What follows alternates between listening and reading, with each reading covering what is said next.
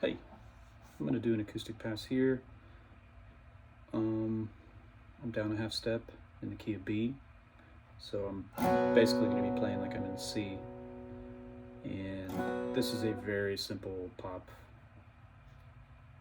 country, folk kind of song. And this kind of acoustic pass lives, I think it lives as much in the percussive world as it lives in the harmonic world. So just the pattern and being real tight and relaxed.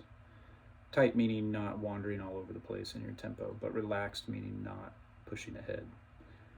That's the whole point here. So create a track, and you can probably hear my laptop fan running. I can always hear it in the videos, but I never hear it in the mic, in the track. I've got a Mic Tech C7 sitting right here, kind of aimed at the neck joint.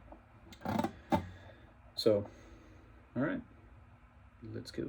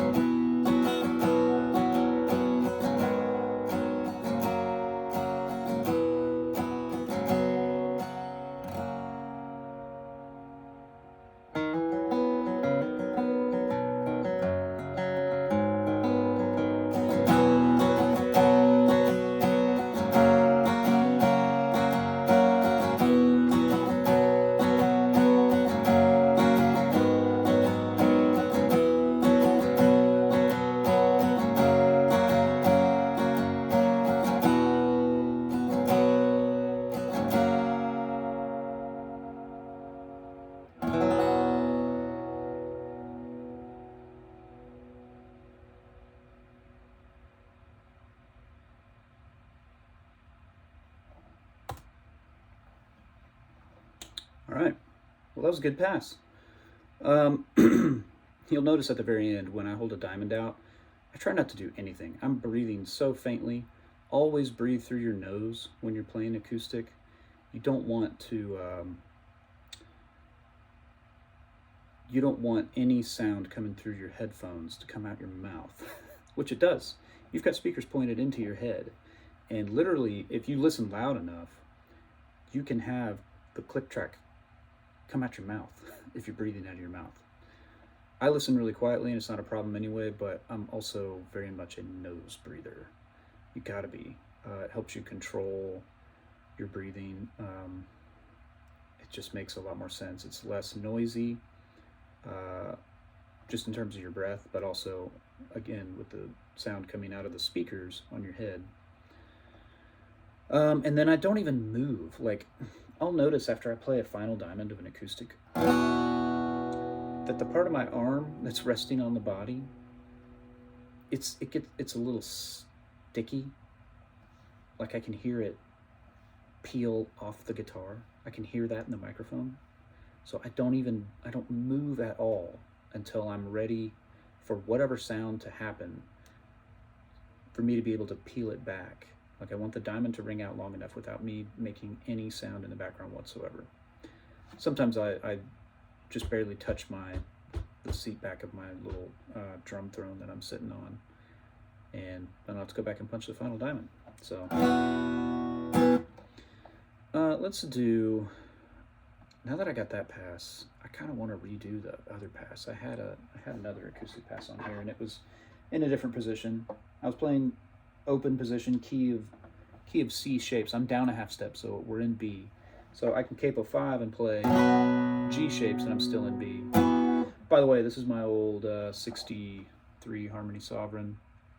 Man, it is awesome. I am a huge fan.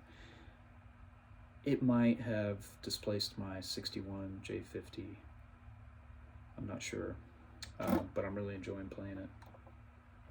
So every time you move a capo or put one on an acoustic, retune to that position.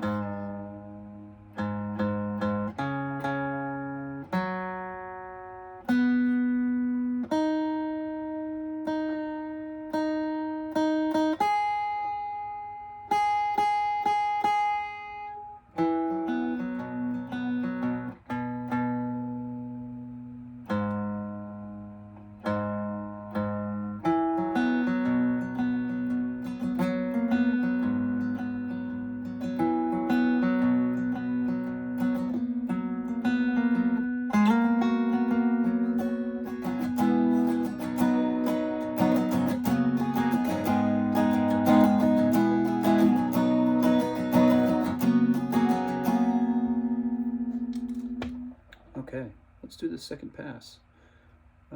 Again, real simple. I'm going to try to match the same strumming pattern in the first guitar, just in a different register. And I might play some finger picking kind of stuff, or it's going to actually be flat picking, but some arpeggiated stuff that's going to work with the other guitar's arpeggiated parts.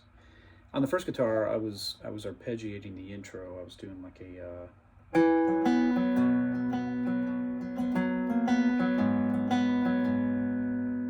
and I was doing that down here though, right? So it's going to sound different. So I think for this guitar and the intro and the turn, I'm not going to worry about arpeggiating.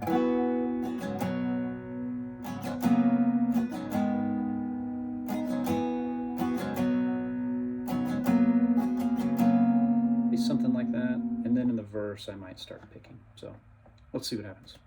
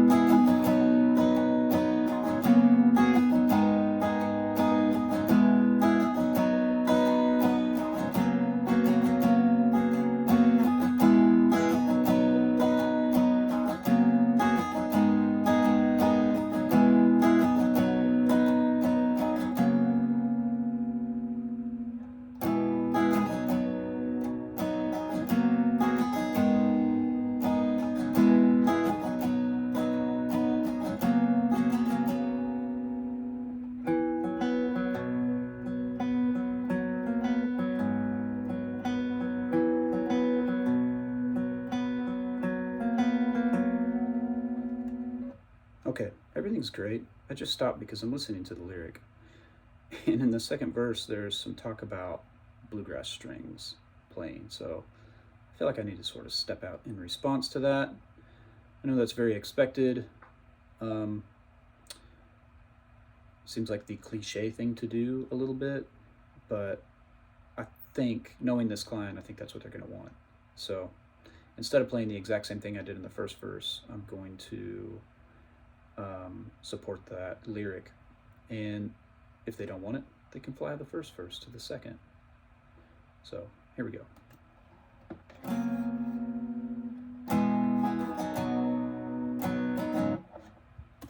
I'm going a little far there. Here's the top verse.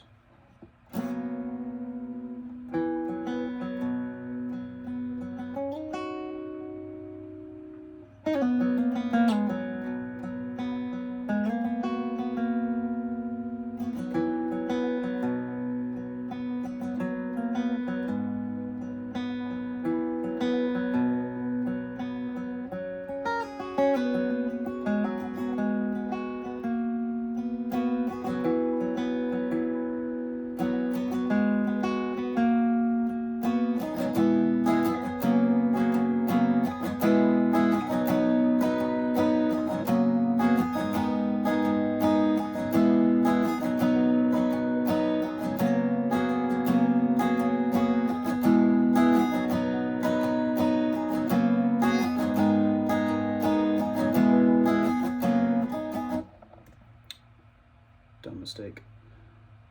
I really like what happened there in verse 2. So I'm going to get through this chorus. There's a bridge and a last chorus with a tag, and that's really it. So we're about most of the way through this track.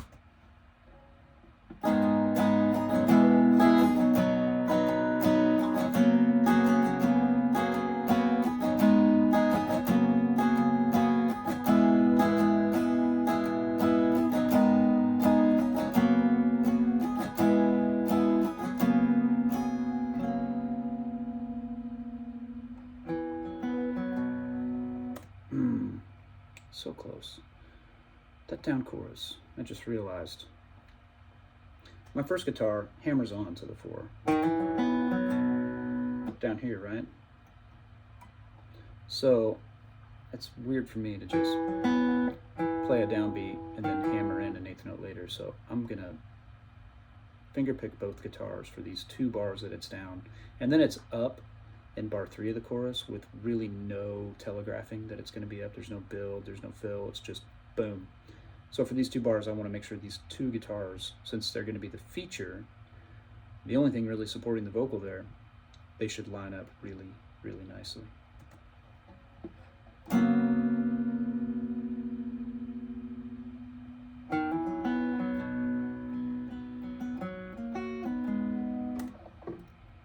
doing the same thing. I just have to relearn my part in a different position.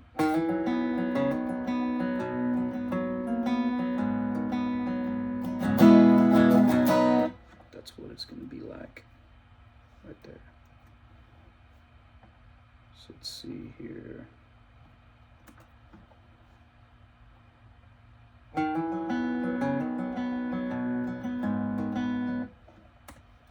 Play the right chords, man.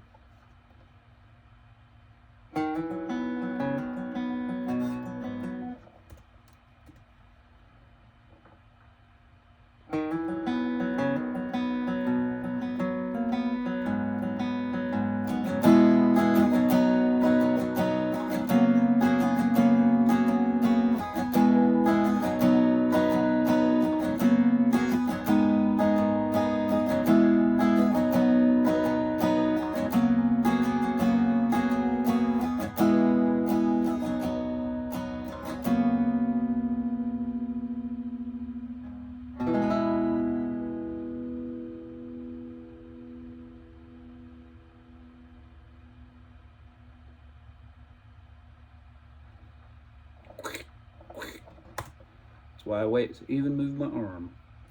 So that last diamond, it's a little bit out of time. I really like where the first one landed. So this is a trick that you can do. instead of trying to time exactly where your first out of time diamond is, or where the band may have really nicely slid into a diamond, I find that I usually anticipate when I'm trying to just land on it. So I'll wait till I hear it and then start my rake, and then I'll take it and I'll drag it back to where it's exactly lined up. Just a little pro tip there for you. All right, see you later.